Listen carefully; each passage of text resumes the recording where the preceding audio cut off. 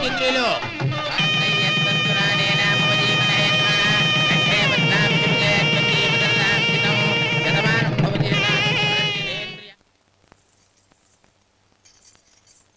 నాన్న పిలిచారంట? అవునమ్మా, నీతో ఒక విషయం మాట్లాడాలి. చెప్పండి నాన్న. మహారాణిలా మన ఇంట్లో పెరిగిన నువ్వు ఆ ఇంట్లో అంట్లు తోముతూ కట్టెల పొయ్యితో ఎలా కష్టపడగలవమ్మా? నాకు ఇష్టం లేకపోయినా నీ ఇష్టాన్ని కాదనకూడదనే నేను ఈ పెళ్లికి ఒప్పుకున్నాను. ఇప్పుడు నీ కన్న తండ్రిగా నిన్నొట్టు అడుగుతాను, చేయగలవా? ఏం చేస్తావో, ఎలా చేస్తావో ముందు నీ భర్తను ఆ ఇంట్లోంచి బయటికి తీసుకొచ్చాయి. అతనికి ఒక కాటన్ మిల్ రాసిస్తాను.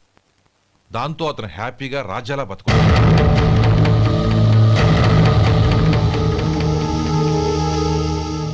నీ మంచి కోసమే చెప్తున్నానమ్మా. నీ భర్తకంటూ ఓ అంతస్తుండొద్దు. నీ జీవితం సుఖంగా సాగాలంటే అన్నదమ్ముల్లోంచి నీ భర్తను విడదీసి వేరే కాపురం పెట్టించు. ఏమంటావు? అలాగే నాన్న, నా ప్రయత్నం నేను చేస్తాను.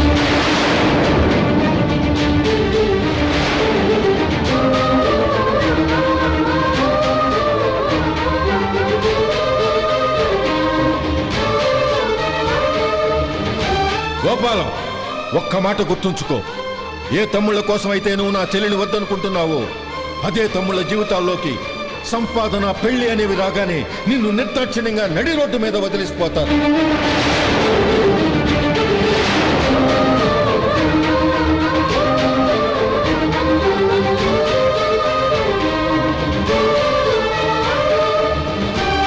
ఓం నమ శివాయ. జంగమ దేవర్లం, ధర్మప్రభువులు, దానం చెయ్యండి. ఏమన్నావు? దానం చెయ్యండి అన్నాను. నన్నేమన్నావు? ధర్మప్రభువులు అన్నాను.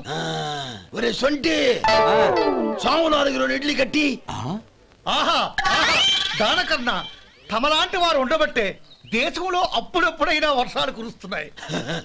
ఒరే సొంటి, సాములు మసాలా వడ, మసాలా దోశ కలిపి కట్టి. ఆహాహాహా, అలనాటి శిపి చక్రవర్తి పేరు విన్నాను, ఇప్పుడు తమని ప్రత్యక్షంగా చూస్తున్నాను ప్రభు. అబ్బో సమ్మగుందయ్యా.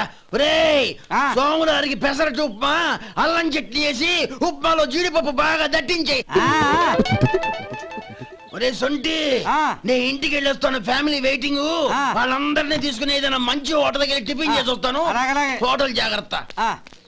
అయ్యా అయ్యా, ఆ ఇడ్లీ దోశ పెసరట్టు తమరి చేతులతో ఇప్పిస్తే. ఏంది ఇచ్చేది? ఇవ్వను. ఎవరా? ఎందుకు ఇవ్వాలి? ఎందుకు ఇవ్వాలి అంట. నువ్వేమో నా మనసు సంతోషపెట్టడం కోసం దానకన్నుడు, ధర్మ ప్రభువు, శివ చక్రవర్తి, బొంగు బోసానం అన్నావు. నేనేమో నీ మనసు సంతోషపెట్టడం కోసం 2 ఇడ్లీ, ఒక పెసరట్టు, ఒక మసాలా వాడ, బొంగు బోసానం అన్నాను. దానికి దీనికి చెల్లు. ఇంకా నువ్వు వెళ్ళు. అయ్యా, ఇది అన్యాయం, ఇది అన్యాయం. ఏంది మట్టి గడ్డం కాదు. ఒరే సొంటి, దీన్ని 4 కొమ్ములు కొమ్మి తోసిపారే బయటికి. పడించుకుని కొట్టమంటారా? వద్దులే, చచ్చిపోతాడు. మళ్ళీ మర్డర్ కేసు మన మీద. అయితే ఇడ్లీతో కొడతా. ఒరే పాపత్తులారా, అందుకేనా భూకంపాలు వస్తున్నాయి?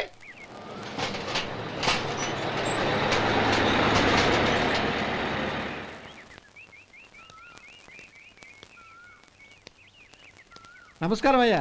నమస్తే శంకరయ్య, ఏంటి ఇలా వచ్చావు? ఏమీ లేదండి అయ్యా, అమ్మాయి గారికి పుట్టింటి నుంచి సారి పంపించారు. ఓహో అలాగా. అమ్మా గౌరీ.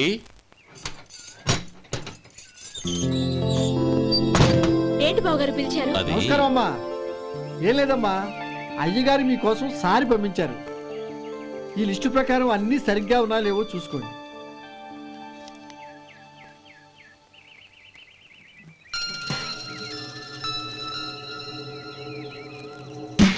ఇవన్నీ తిరిగి తీసుకెళ్లి మీ అయ్యగారికి ఇవ్వండి. అదేంటమ్మా? దయచేసి ఇంకేం మాట్లాడద్దు, చెప్పింది చేయండి.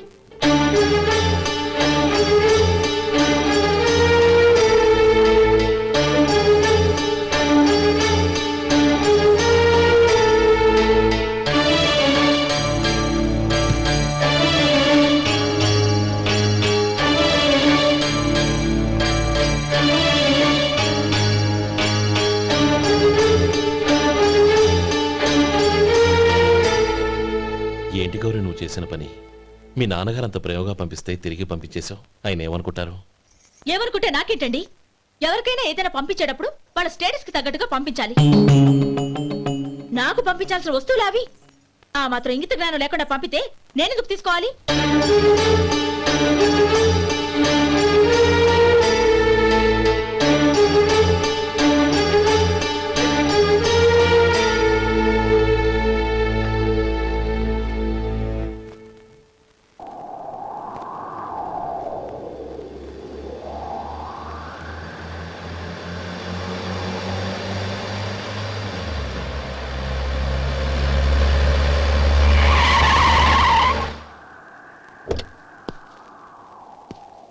గౌరీ గౌరీ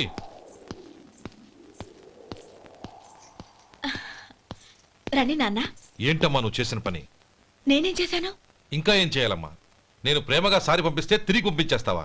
నీకు పంపిన వాటిలో ఏమైనా తక్కువ ఉంటే నాకు చెప్పాలి కానీ అలా తిరిగి పంపించేయటం ఏంటి? ఏదీ తక్కువ కాలేదు నాన్న. కావాల్సినవన్నీ ఉన్నాయి. కానీ ఉండకూడదు కూడా ఒకటి ఉంది. ఏంటమ్మా అది? ప్రతి వస్తువు మీద నా పేరు. అందులో తప్పేముంది?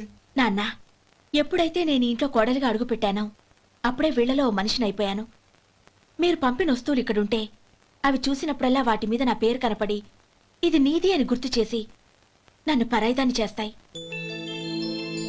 అది కాదమ్మా. ఇంకేమీ చెప్పకండి నాన్న. పాలలాంటి ఈ ఇంట్లో నన్ను పంచదారలా కలిసిపోనివ్వండి. 10 కాలాల పాటు నన్ను తీయగా బతకనివ్వండి. I'm very happy with what I have here. దయచేసి ఇంకేమీ పంపడానికి ప్రయత్నించకండి ప్లీజ్. కూతురుగా మీ కోరిక తీర్చలేకపోయినందుకు నన్ను క్షమించండి నాన్న. ఈ ఇంటి కోడలిగా నా బాధ్యత నెరవేర్చేలా దీవించండి.